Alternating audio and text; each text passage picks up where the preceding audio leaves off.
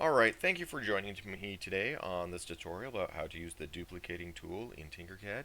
I use the Tinkercad duplicating tool to create this shape right here, which you can see is kind of cool. Now, I'm going to show you how to do it. The only shapes I use today are a cone and a box to create that shape. So I'm going to start here looking at this cone. I'm going to focus in on it. I'm going to select it and I'm going to hit F, which focuses in. I'm going to use the shape inspector right here.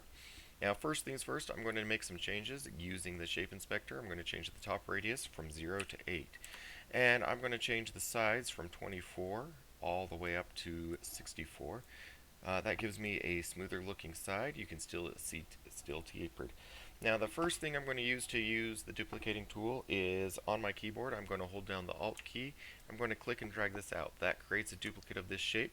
Now I'm going to come here and I'm going to change this shape to give me a hollow shape. I'm going to create this hollow. I'm going to change the radius from 8 to 7 and the base radius from 10 to 9. And once I do that, I can click and drag it here. To get it perfectly aligned, I'm going to select both these shapes by clicking and dragging. And I'm going to use my alignment tool, hitting the L button. Once with the alignment tool, I hit these dots to align it in the center.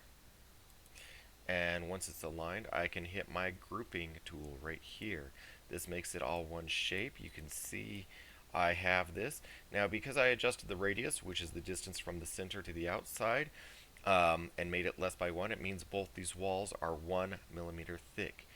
Now, you can see it's the same shape as over here with the net, but it doesn't have that net look yet. For that, I'm going to use this box. Now, I'm going to make some changes here. First of all, I'm going to turn around and I'm going to change this length to 22. That'll make it easier to see and work with. I'm going to change the width to 2 and I'm going to change the height to 2 as well. Once I have that, you can see this. I'm going to come here and I'm going to use this little rotate here and I'm going to rotate this 45 degrees. If we look at it, that gives me that diamond shape that I want. I'm going to go ahead and I'm going to use the duplicating tool here. So we can see what we can do, I'm going to focus on hitting the F button. Now, I can duplicate three different ways. There was the Alt that I already showed you, but I don't want this shape in a different space. I want it in the same spot. I could hit this duplicating button here, or Control D on my keyboard, which I just did.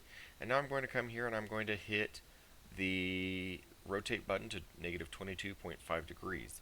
Now if I hit that duplicate button again or Control D, it's going to make a same shape and rotate it again and again and again and again and again and again until I go all the way around.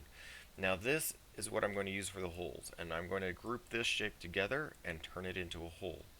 And now I'm ready to take my hollow cylinder and put it with that shape. Now once again, I'm going to use my alignment tool, make sure it's where I want it to be. I made that box 22 millimeters long so I can see it sticking out on all sides. Now one thing I'm noticing is my boxes are protruding through the bottom, and so I'm going to use Control and my up arrow to move it up just a little bit, and you can see that now my bottom should be good. Now I'm going to duplicate this shape once again. I'm going to hit the Control button and the arrows, and I'm going to move it up 2 millimeters. 1, 2. And I need to rotate this shape. Here's my rotation, but I need to do 11.25 degrees, which means I'm going to have to type it on the computer to get that. And you can see it gives me a preview of what that is. I hit Enter, and I can do Control D, Control D, Control D, Control D, and it's going to move them up and rotate them every time until I get to the very top. Once I am there and I like it, I can click and drag to select all my shapes, and I can use my group tool once more. You can do this in all sorts of different sizes. It doesn't have to be just one size. You can see we got that net there. I can change the color. I can turn around and resize this if I need to. If it's too small, too big, I can hit my shift button and size it up. You can use this to make a pencil holder or a little basketball net, whatever it might be. Anyways, that is how you make this shape using the duplicating tool on Tinkercad. Thank you and have a nice day.